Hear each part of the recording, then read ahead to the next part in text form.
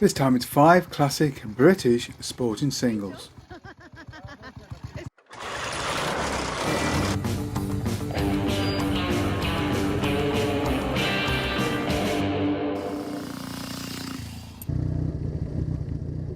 During the years before World War II, and for some time afterwards during the classic era, the sporting single was the way to go if you were a really serious racing rider. Now there were of course some big old V-twins, but the fact is they were very long and not particularly agile. The single was a different machine and a much more serious track-focused device, and therefore also this bike of choice if you're a serious sporty rider on the road.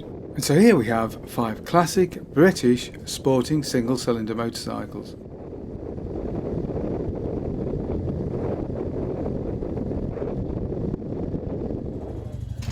The Norton International. The Norton International Inter was introduced in 1931 as essentially a TT replica of that year's Grand Prix bike, and while on track the Inter would be replaced by the Manx in 1947, the road-going version would remain largely unchanged until the end.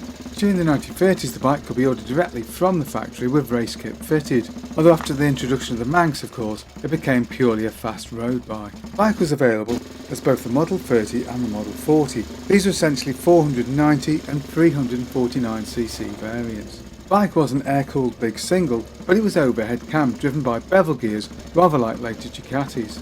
The machine was essentially little change to its production run, and its 29 horsepower and 93 miles an hour top speed was very good when first introduced in the 1930s, however by the 1950s was somewhere behind the BSA Gold Stars and Velocets of the period.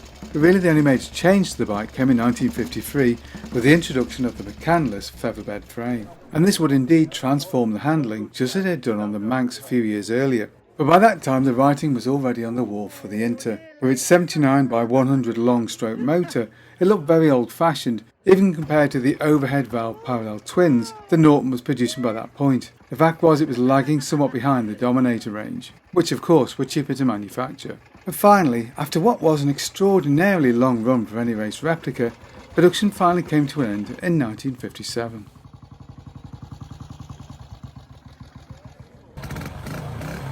The Vincent Comet. After a few years of using Jap engines initially, Vincent HRD introduced their own single-cylinder engine in the late 30s, designed of course by the mercurial Phil Irving. But production of the Series A and Series B singles would end at the beginning of World War II. But it's the post-war Series C models which are regarded as the ultimate development of the Vincent single. The Series D was developed but never put into full production. Unlike the big twins, the single-cylinder engine was used as a stress member of the frame on the later bikes, and it was a 499cc high camshaft overhead valve air-cooled big single. Unlike its bigger brother, the bike made use of a Berman gearbox, although it did run the high compression pistons and general tuning and large carburettor of the Black Shadow V-twin. In standard road-going trim, the bike made 28 horsepower at 5,800 rpm, although of course the Grey Flash racing model may come out a bit more than this, somewhere in the mid to late 30s. But the performance of the standard Comet put it in the same ballpark as Norton's International, so expect around 90 or a little bit over miles per hour on the top speed.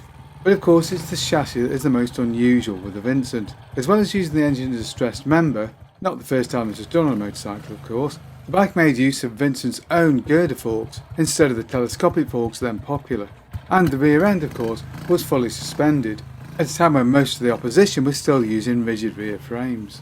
But unfortunately this was an expensive luxury item in a period of great austerity. As a result the machine would go out of production in 1955 when Vincent finally shut up shop. The Velocet Venom.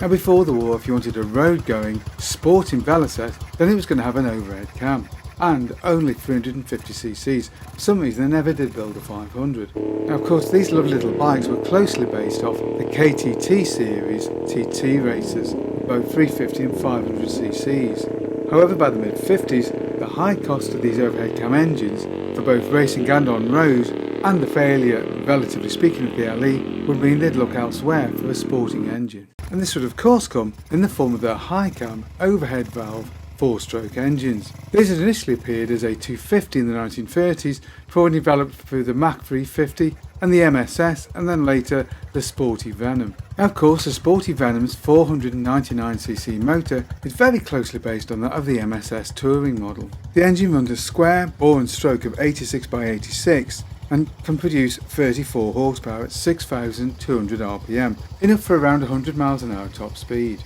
The Eugene Goodman designed engine ran an aluminium head and barrel, although the barrel of course would have a cast iron liner. Now, some early models of the Viper and Venoms featured a stylish enclosure around the bottom end. These were not popular, however, and many people did remove them, so you'd be lucky to find one intact these days. The frame was a mixture of old and new. There was of course telescopic forks and fully adjustable rear suspension, but in general the construction techniques used on the frame were fairly old fashioned, but it worked pretty well anyway.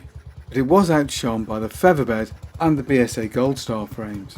One unusual feature was the clutch design. This sat behind the rear drive sprocket, unusual for a British bike at the time.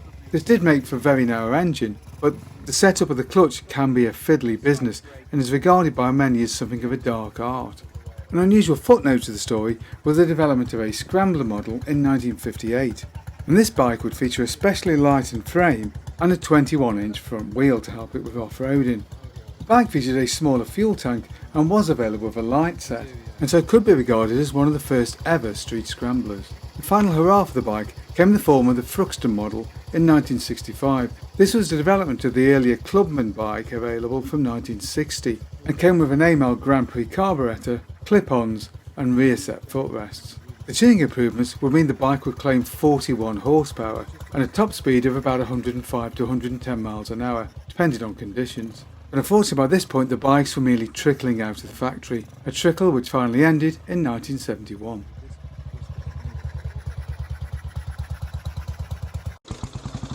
The Aiel Red Hunter. In 1932, Aiel's chief designer introduced a range of 500, 350 and 250 single-cylinder overhead valve sporting machines. These early machines replaced the earlier slopers.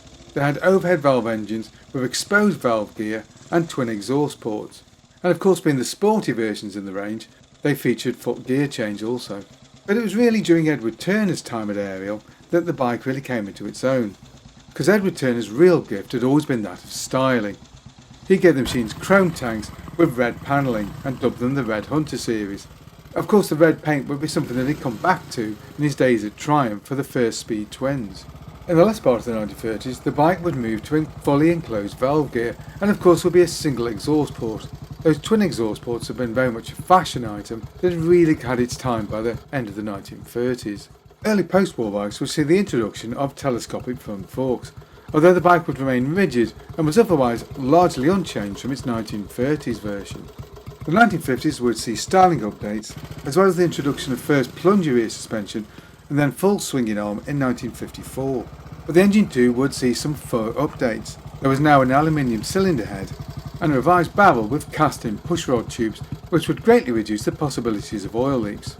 The engine of the 500 made 24 horsepower at 6,000 rpm, which when put through the 4-speed gearbox could push the bike along at around 87 miles an hour. There's no doubt that the Aiel Red Hunter was a very popular machine of its time. However, by the mid-50s, that time was well and truly on the way out. Aiel realised this and introduced their all-new Leader and Arrow 2-strokes, and in 1959 all 4-stroke production ended, well except for the Cyclone. But that's another bike for another day.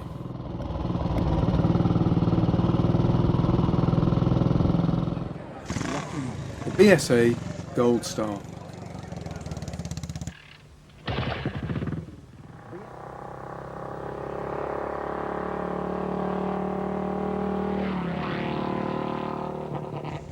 Now the story of the Gold Star has lapped into legend. Her wall handler took one of Val Page's designed Empire Star bikes with a supercharger around Brooklands at over 100 miles an hour is of course well known, giving the bike its famous name. Because of course any machine that lapped Brooklands over 100 miles an hour was awarded a Gold Star. The machine is best known as a competition mount, whether that be off-road or on track in the form of the Clubman's model, perhaps the most famous and most iconic version of the bike. The first model, the M24, was introduced in 1939.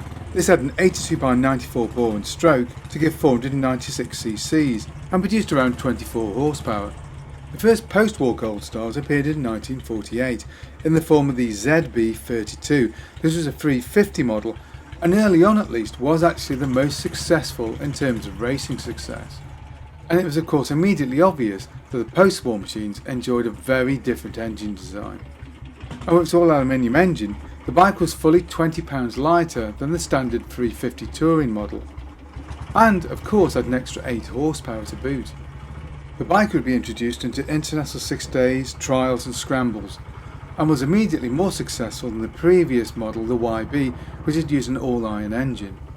And on the track, the 350 would immediately dominate its class in clubman's racing, being successful between 1949 and the abandonment of the whole class in 1956.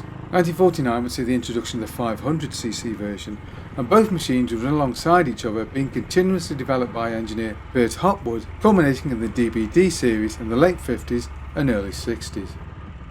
A machine which would represent the very pinnacle of the Great British overhead valve big thumper.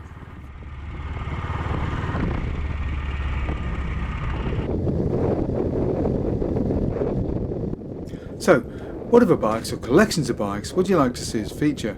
Maybe you got a bike we can use for a test ride. Either way, get in touch below. I hope you enjoyed that video. If you did, don't forget to like and subscribe, and of course, thank you very much for watching.